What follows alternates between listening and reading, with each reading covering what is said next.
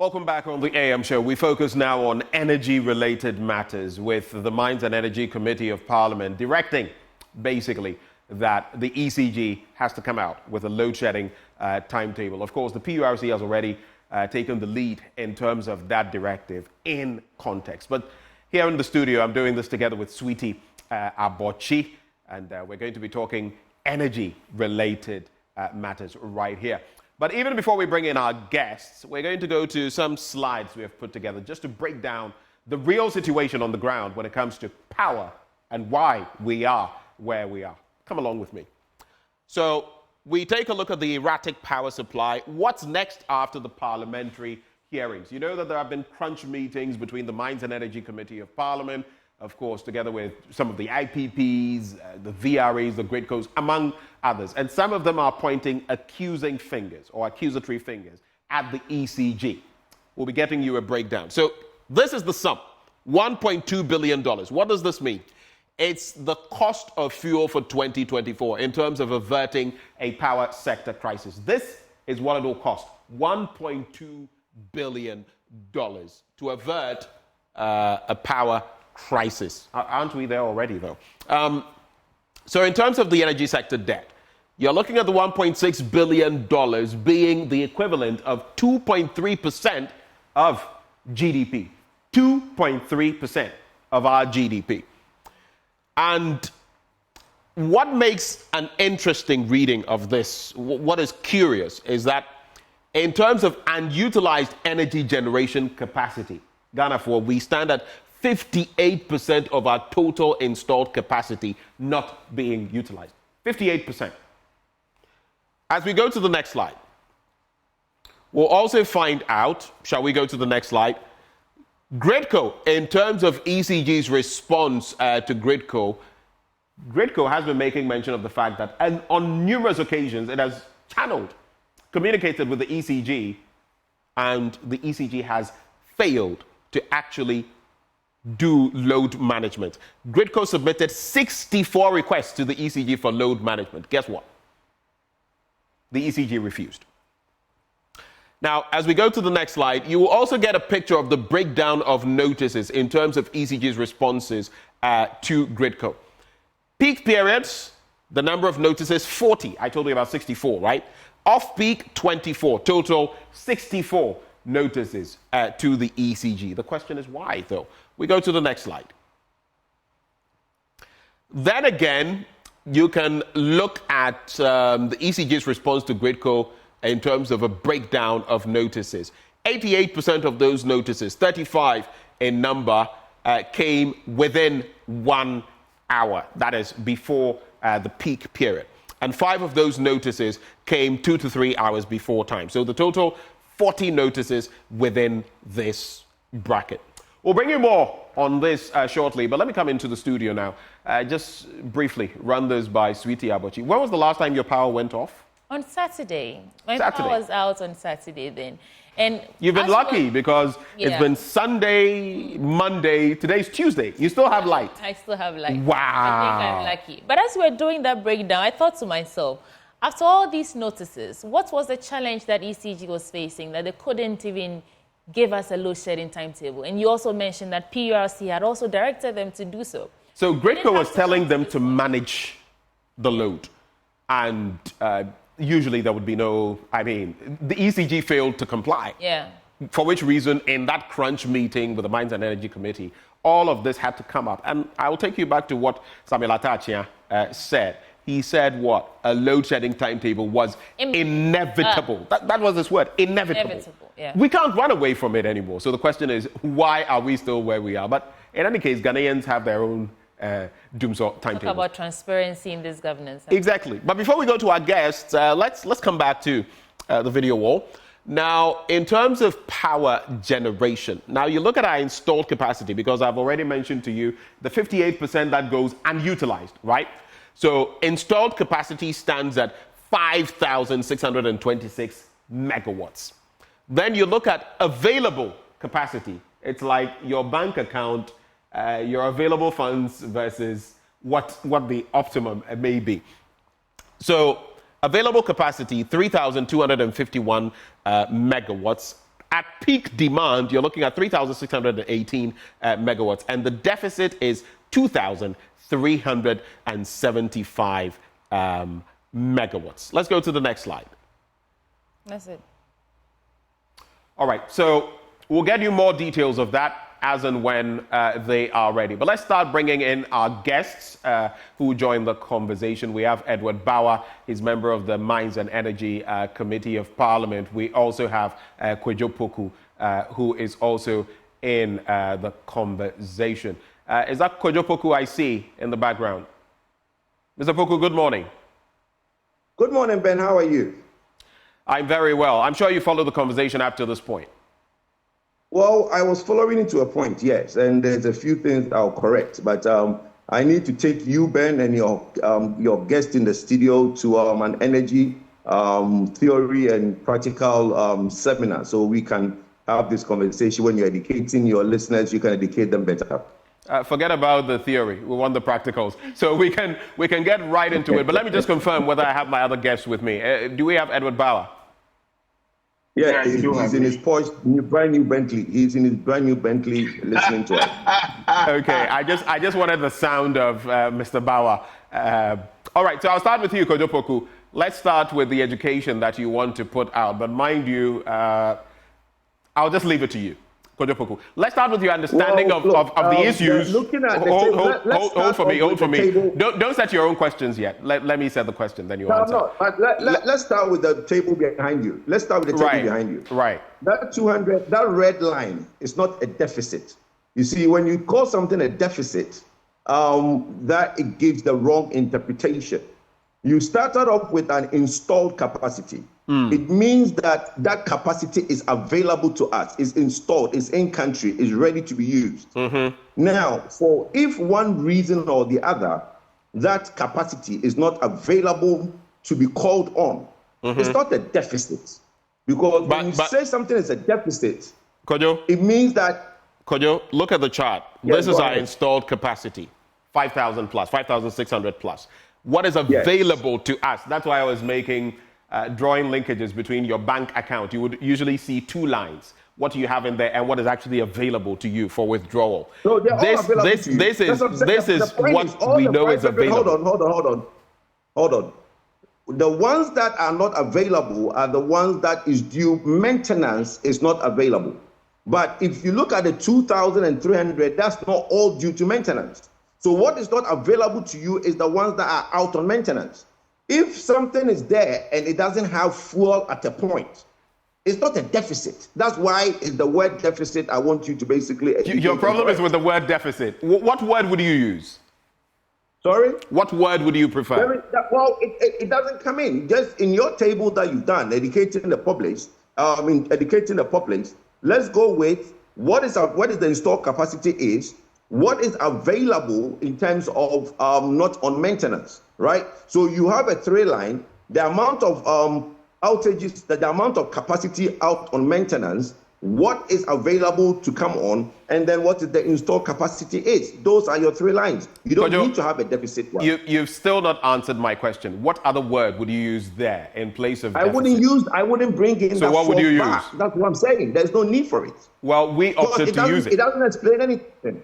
Well, we opted to use it. We applied our discretion, well, that's fine. And we've opted to use it. That's fine, Ben. My next point would be the issue of timetable. Right. In your other slide, you talk about the notice period within which GRIDCO gave ECG. You realize that it is about an hour, right? Or up to 3 hours. Get it clear, because for some, hours, 1 hour, exactly. Some 2 to 3 hours. Thank you. Now, is an hour, 2 to 3 hours enough to give anybody a timetable? Is it not enough Is it not enough though for the ECG? It's not enough for anybody to be given a timetable. So is it not enough for the ECG to go ahead and comply with what the GRIDCO was saying? Is that enough? Not necessarily a timetable, but GRIDCO had given a directive. Right. But that is a different conversation that I will explain in a minute. But I just want to explain this whole thing about timetable issue. Everybody makes it look that ECG is aware of a certain amount of deficit that is going to happen, and they are refusing to give a timetable. From your own slide that you put on there, It says that GridCo gives up to 3 hours notice to ECG to load shed. It means that going into the peak period, there is no certainty that the load is not available. There is no certainty because we have the installed capacity. Everything is okay until GridCo sees that their frequency is decaying. Now, let me give a little bit of education. The transmission lines that we have around the country should have a frequency of 50 hertz. That means that the supply and the demand on the transmission should balance at 50 hertz. When GridCo engineers sit in their control room and they see that there is more demand on the transmission than there is supply, the frequency starts decaying. When it gets to about 49.8, they will now start looking around and see what's going on, that the frequency is decaying. Then they will probably realize that maybe a power plant is not on, or a power plant is not on at full capacity. They will now look around and see, okay, who can be called upon to augment that power? If they can't find anybody to be called upon to augment that shortage on the transmission line, then at that point, within an hour to 3 hours, they will now tell ECG to manage load. But the point that we are trying to put across is that everybody is up in arms about this timetable thing. You guys have explained it clearly that there isn't enough time within the technicalities available to give anybody a timetable. Because we are... Go ahead. We are not in a situation where we are going into the day knowing that there's a shortfall. Okay. Your host, your guest in the studio, or your colleague in the studio confirmed that as of Saturday, he's not had any outages till today. And most people around the country have not had outages till today. Konyopoku, let's not even do this because I'm sorry, it would go a certain trajectory that probably you don't want to. I get where you sit. I have people this very morning. I was even cracking a joke. He doesn't follow the news review. You would have heard me talk about it. So don't use our example. I know people who over the weekend had power outages. But two crucial issues I want to run by you. One has to do with the fact that, listen, the ECG, and in fact, GridCo has actually made mention of the fact that in terms of these schedules, right, there have been some based on maintenance, transformers, this and that. How about those ones? The PURC, in its last document communication with the ECG, mentioned some of those and said those ones, you know, when maintenance is going to happen on these transformers and others, you know. How about the timetable on some of those? We've seen some of them, but in some other areas, not at all. How do you respond to that one? Let me bring in Edward Bauer, who is also on the Mines and Energy Committee of Parliament. Edward Bauer, good morning. How are you? I am well. You've listened to Konyopoku try to explain away some of these issues. I'd like to find out what is your understanding of where we are and why are we where we are now. The Mines and Energy Committee head, Samuel Atachia, at least, he has made mention of the fact that a load shedding timetable is critical as of now. He says it's inevitable. Your thoughts? Thank you very much. I think that Konyopoku this morning ended up confusing everybody. Let me start first by indicating that just as a matter of, since it was an issue of public education, yes, and you are right when you indicate about the issue of a deficit, but let me explain it. So we have a strong capacity, and we have what we call dependable capacity. Dependable capacity is just simply that the capacity is ready to be dispatched, assuming that all conditions are present. So, for example, if there's fuel, if there's this, that, they'll be ready to be dispatched. Then we have available. That irrespective of the fact that these ones are all dependable, it's just because we cannot dispatch them because of X, Y, Z. Now, the current situation is that we have roughly about 70% of our our capacity, dependable capacity. That simply is because of fuel. So fuel has been the major reason why they are not available. They are dependable. So it means that if we were to have fuel, we will be able to dispatch them. So that is just the challenge there. And definitely it becomes a deficit if you cannot dispatch it because you have a demand, you have a supply. A shortfall of it is a deficit. And so I was not too sure exactly what Kojo Poku wanted to say. But now back to the substances. The issue of timetable, my brother. Luckily enough, I happened to have served for about 3 years on the load management committee that was set up under the President John Mahama.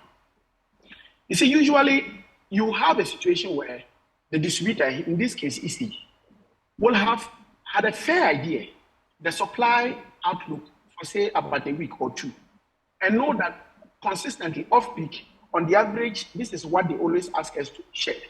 And hello, Mr. Bauer. They then draw a timetable for both off peak and peak time. Now, if in the course of that, Gridco realizes that, oh no, I have even more capacity than I expected, they will tell you that, okay, in as much as you, on the average, you should have been shedding, say, X amount, we are asking you to shed X minus this. So you already know the community in which you are going to shed. So the issue of load management timetable is to give fairness to all your customers. That today, I was able to shed point A. Tomorrow, I will shed point B. Tomorrow next, I'll shed point C. And I will then repeat the cycle. So anytime there's a benefit in terms of increase in generation, maybe it's supposed to be the time of shed, community A. Maybe some of them will still get lights because on that particular day, the amount of power that was supposed to be shared went down. If there's a situation where the amount of power to be shared will be too much, will be more than what the A can even take, then they can say, okay, part of B will come on board to me. So you have a fair idea. It's a way of treating customers fairly. If you do not have a timetable, and Gridco says shared power, you are not able to share. Because there's no timetable. When Gridco sits in his control room and sees that our frequency is going down, and because our frequency is going down, if we don't take people off, what is going to happen? It will compromise the whole network. Then they arbitrarily will look for the largest load and shed. So there can be a possibility where a particular area will consistently be going off. Because Gridco will not know. Gridco is just interested in saving its network. And it has to do it very quickly. And so they will just take off. And that is why there's always the need for a timetable for fairness in terms of share, for the want of a better word, distributing the difficulty. And Bauer, Edward Bauer, that was exactly the point I was about to get to with Kojo Poku. That Gridco, just like... I'm back on. Yes, but I'll come to you shortly. That was the point I wanted to get to him on, about the consequences of not going according to what Gridco was saying. I just wanted him to spell that out. Because like you're mentioning now, if that load is not shared, then our equipment could be compromised and we could be on the losing end. So what exactly, how damaging would it be if these circumstances come up, Gridco gives the directive, ECG fails to comply? Bauer, Edward Bauer. So usually when you have a situation where your demand is higher than your supply and the system is still on and you don't share, you have what we call the total blackout.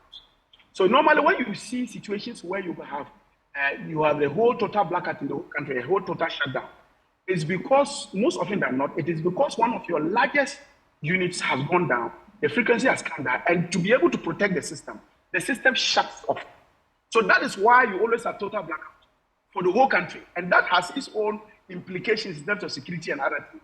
And so normally the person who is in charge of your network, and in this case it's Gridco, will always want to ensure that, look, your frequency is at the best possible time that will safeguard what we call it, the network. So the consequences of it is about security. The consequences of it is about compromising your network, and the consequences of it, to a very large extent, assuming that Gridco wants to prevent this, is to unfairly treat some particular type of customers, particularly those who reside in areas where the load is bigger. Because when the load is bigger, Gridco has the tendency to take off that, because that will then help their system come back stabilized. And so if you live in a neighborhood where the load is heavier, most often than not, you will be taken off. If you are supposed to be taken off, not by your distributor, but by the person who is transmitting the power, most often than not, you'll be a victim. All right. Just hold for me. I just want to run this quickly by Kojo Poku, and then Sweetie Abochi will come in because she also has quite a number of questions on her mind on this matter. But Kojo Poku, so what you missed when you went off, I wanted to find out from you, how about those that ECG is aware of, the maintenance activities on transformers and others that it's conducting? It can give a load shedding timetable in those areas. I have seen a few, but generally there are concerns about that it doesn't give load shedding timetables for all the maintenance, the purported maintenance. And then you can add your voice to this bit about the consequences of ECG not going according to Gridco's warnings. Quick thoughts. Ben, give me a little bit of time and let me explain. You don't have that much time, but please let me quickly try and explain why Gridco wrote that letter. You see, this is what the problem is. What Edward Bauer is describing, the opposite is happening. ECG is the one who has the power purchase agreements, the PPAs. And they are the ones that basically contract all these IPPs to generate power. When ECG sits down and look at the powers that they have contracted, ECG has a concessionary area, which is the southern part of this country. ECG now knows the total amount of generation in the country for their concessionary area. So the total amount of power being generated is way more than what they need for their concessionary area. At any point in time, they are checking this thing.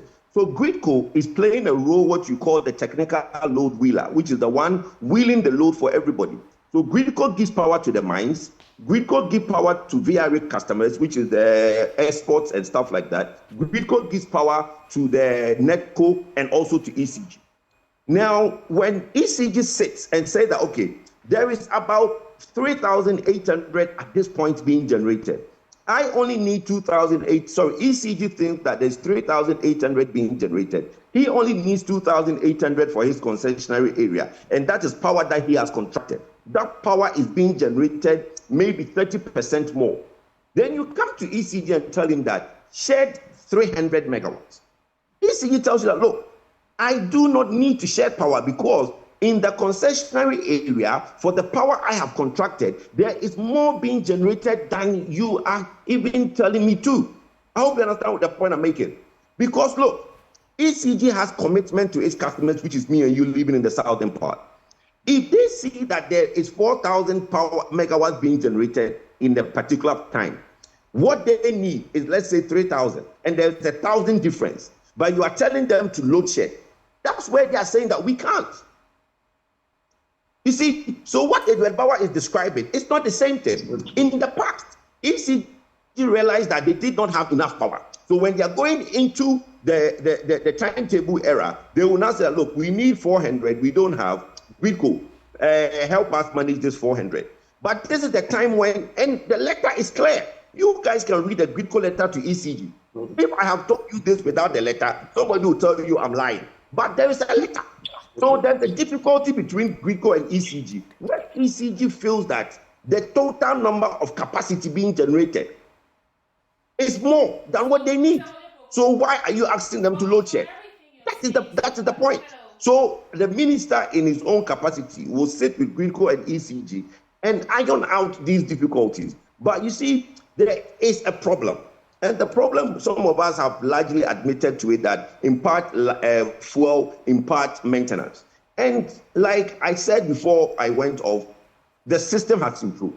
In the last week, it has improved immensely. There are still challenges here and there that nobody would not say is not, okay? But let's give credence where there is. All of us talk about these I want to interject you here. You're saying that the system has improved, but there are still some challenges. And you're also saying that we don't need a timetable because it doesn't actually fit into the workings of how this energy is distributed. So how do we move forward? Because when you were talking, I made some notes. You're saying that, of course, what we are supplying and what we are generating, there's some sort of difference, not deficit, because we can't use the word deficit.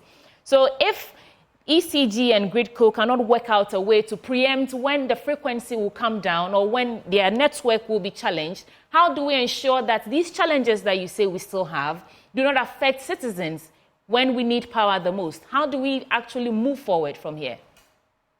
My dear, I like the word you use, preempt. We are using electrical and mechanical gadgets. How do you preempt anything? So aren't there any systems in place? Gridco is supposed to be supplying energy to the whole country. ECGs, there's no system in place to actually monitor and tell when there might be a problem. That is where the monitoring, my dear, let me explain. That is where the monitoring only gives that result an hour to 2 hours, 3 hours from what you guys are putting out there on your board. Nobody is saying that there's nothing to monitor.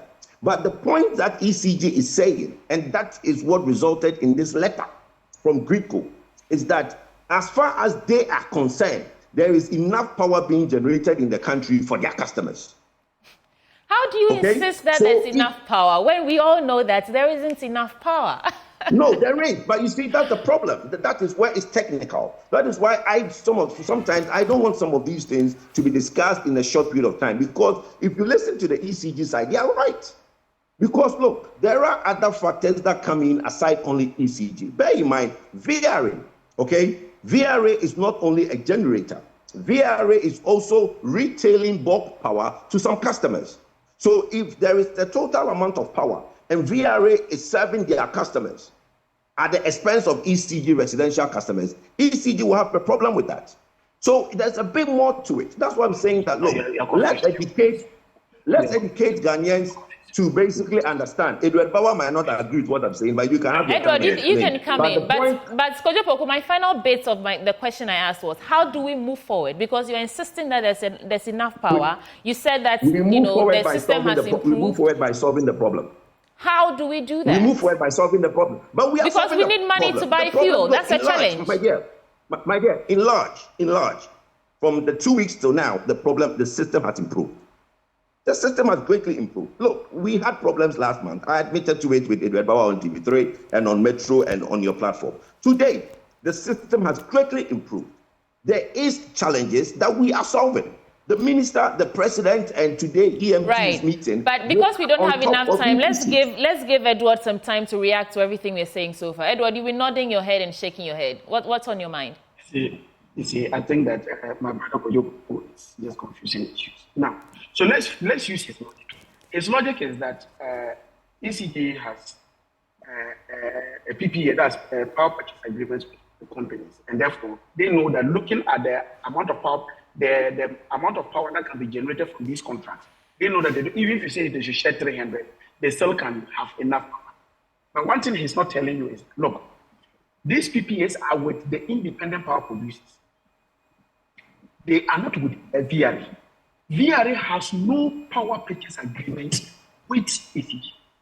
Indeed, that is why VRA is available not only to ECG, but they are also available to NETCO, that's the northern part of Ghana, which is a subsidiary of VRA. And of course, they also have contracts with neighboring countries. VRA is the largest single generator of power in this country.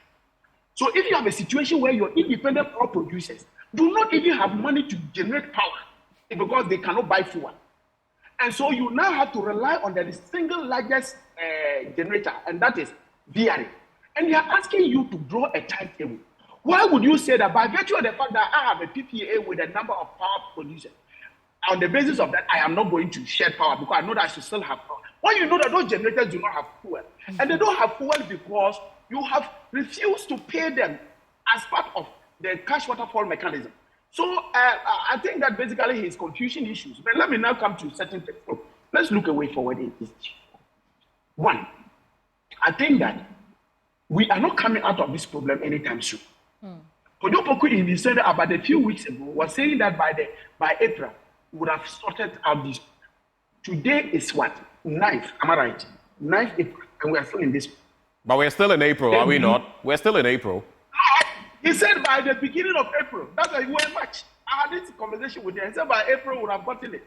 And we are now moving to the second week of April, and this is the case. And we have predicted that because it is an issue of finance, that unless government deliberately looks for money to sort out this problem is going nowhere. Because, look, let me explain two things to you. One, even there are a number of the plants, like the generating plants. Hello, Edward Bauer. Hello. I think the Wi-Fi in Bentley has cut out. Hello, Edward Bauer. Can you hear me?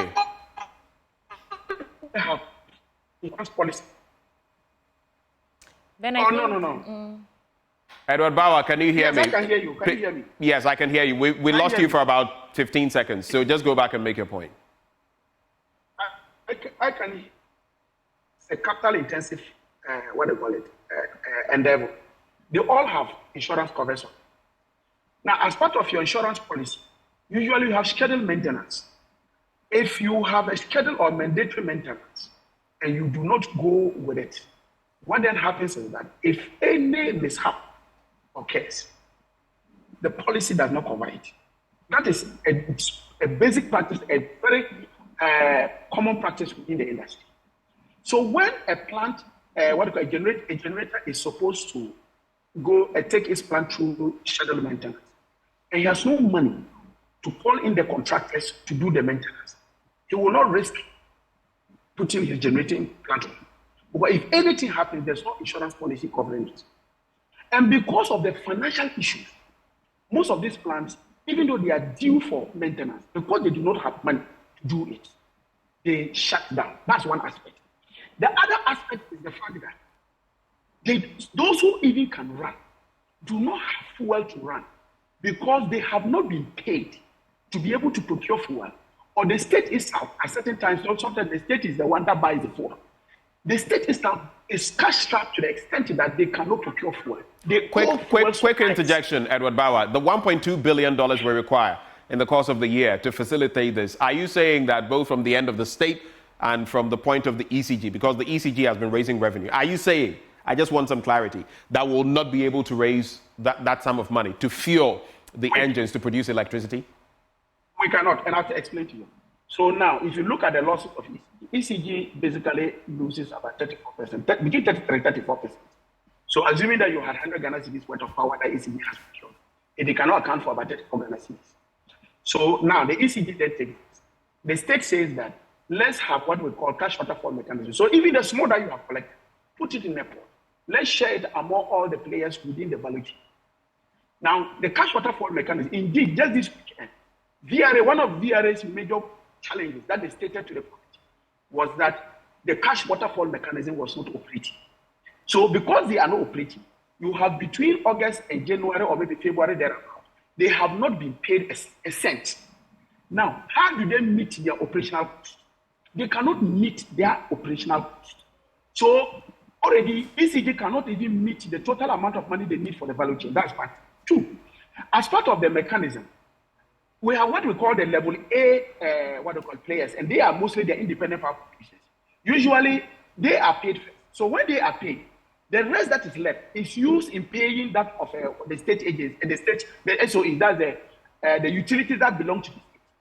Government usually has to augment that from its own budget. And this is because most of the MMDAs owe these utilities, and therefore government has to do that.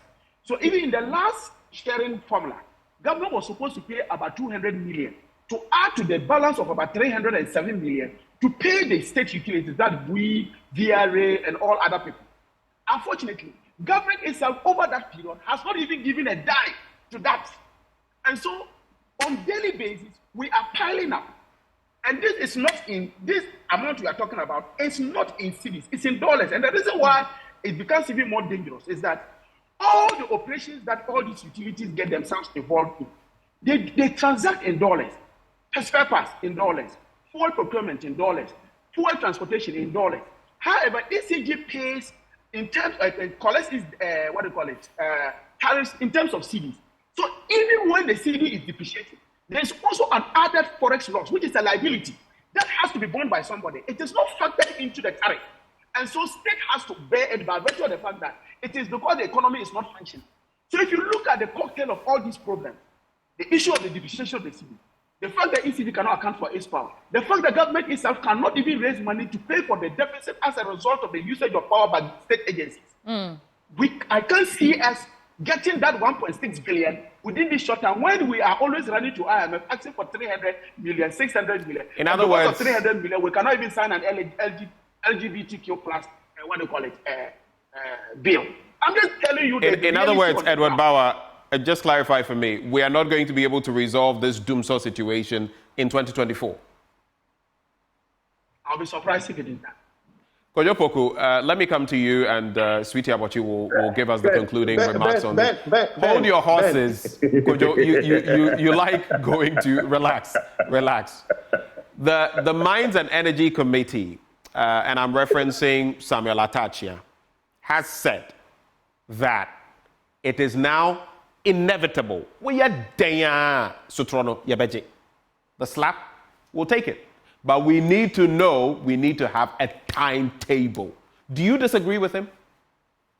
No, I don't. I mean, my brother, look, I have always said that Kojo Poku will be one of the first people to call for a timetable when it's feasible. We should have a timetable when it's feasible. When we are in a position where a timetable should be given, it should be given. But you see, I like the end bit where you give to my brother Edward Bauer. 2024, we can't solve this power problem. Over everybody's dead body. Look, this problem right now has been improved. You know, this is not a case of wishes. Let me. No, I'm just reminding you, this is not a case of wishes being horses for beggars to ride. You know that, right? No, it's about money. That's what it is. But that is what it is. If Edward Bauer says that this thing is financial, that's fine. Look, in part, yes, because we are growing as a nation, okay? And we are in a situation where the international turmoils in the Middle East, the international turmoils in all the world that is creating oil to now go past $100 per barrel is creating problems if somebody thinks that you can just go and bring light crude oil or bring HFO from the international market to power problems and not increase electricity. Okay? What this government is doing is basically taking the think of the Mobrowa approach. Yes, we might endure 1 or 2 outages so that we don't have to go into hardship. We have to manage the situation. Okay, we have to manage the situation. Time is not on our side. Do you agree, quickly, do you agree that we need $1.2 billion as it stands to fix our energy crisis in 2024? We need more than that. We need more than that. Hold on. Well, I don't know please hold on for me. To fix the indebtedness in this problem, what the minister is proposing is that we try and get something like 300 million Ghana cedis every month aside for these 4 problems. Right. Okay? Now, in the cost of securing that money, there will come a time when Gridco ECG will realize that there's not enough power to supply across the country because their frequency will be affected and network will be affected. These issues persist, like you rightly said. Now, the issue about timetable, are you saying that in the face of all these things that we've said, we don't have money to buy fuel, there are challenges, whether they are infrastructural or otherwise? Let me finish my question, please, Kojo Poku. No, but are you saying that... I never said we don't have money to buy fuel. So where, the $1.2 billion, where is that money going to be? What would the money be used for? From the Q&I, the tariffs we pay. Look, right. So my question is... Listen. My question is... Okay, ask your question. On the back of the money we need, on the back of these challenges that you say persist, is it not possible that we have people who are dying because they've scheduled surgeries and the lights just go off and they're found wanting? Doctors are lamenting. Ghanaians are suffering and saying that we need to at least plan ahead to know that we won't have power at a certain time. Are you saying that at this point, even though that Samuel Atachia has said that we should give us a timetable, you are saying that it's not necessary? Is it yes or no? And then we can conclude. Are you saying that on the back of all these challenges, the money that we do not have, the health sector crisis, individuals suffering, businesses suffering, collapsing because there's not enough power, and we do not know how to plan for it, we still don't need a timetable? My dear, I don't like when people put words in my mouth. I have not said it's not necessary. I have said that Kojo Poku will call for it when the time arises. But you're not calling for it now. No, hold on. Because there's no need for it for now. Right. That's okay. We need to go. Please, can I land? Do that in 1 minute. I don't know what the point you are trying to put out there. Sorry? Do it. You can conclude in 1 minute, please. Well, you've already concluded yourself, so then there's no point to give me that 1 minute. Because I keep telling you that I will call for that timetable if that is feasibly possible to call for that timetable. Look, people make it look like that timetable will create a crack or what is the timetable? If it's feasible, everybody will call for it. Kojo Poku will call for it. But you have explained to Ghanaians that within 1 hour to 2 hours is the notice that ECG has to basically manage load. How are you going to give a timetable within 2 to 3 hours? The money issue that you are talking about, the 1.2 billion, look, The electricity sector is indebted. It's nothing new. Everybody knows that there's indebtedness in the energy sector. We are managing to do the best out of the situation that we have. Yes, there is depreciation of the cedi. There is all the things that everybody will talk about. But today, what Ghanaians want to know is the problem being solved? And the question is, yes, 100% the problem is being solved. The problem has improved. So the minister has held several meetings with the president and his team within the sector and agreed that there's going to be a certain generation of collection from money from ECG.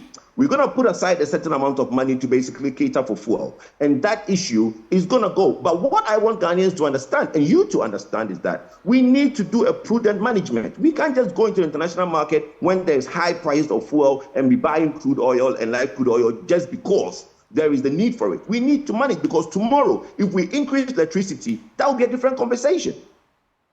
Right. Thank you so much. We're grateful for your time. Of course, he disagrees with the Mines and Energy Committee's Samuel Atachia, which is what I find interesting. But time will tell. I always say that with these conversations, time will definitely tell whether we stay put or whether we push comes to shove or whether eventually we have a time table. So here we go. That's the conversation we've brought to you as far as energy is concerned. Those who joined us on the Mines and Energy Committee, we have Edward Bauer, and on the other end, energy analyst Kojo Poku. We'll be right back with more on the AM show, talking about the Chief Justice, Gertrude Tokonu, and her lead as far as the judiciary is concerned. We'll be right back.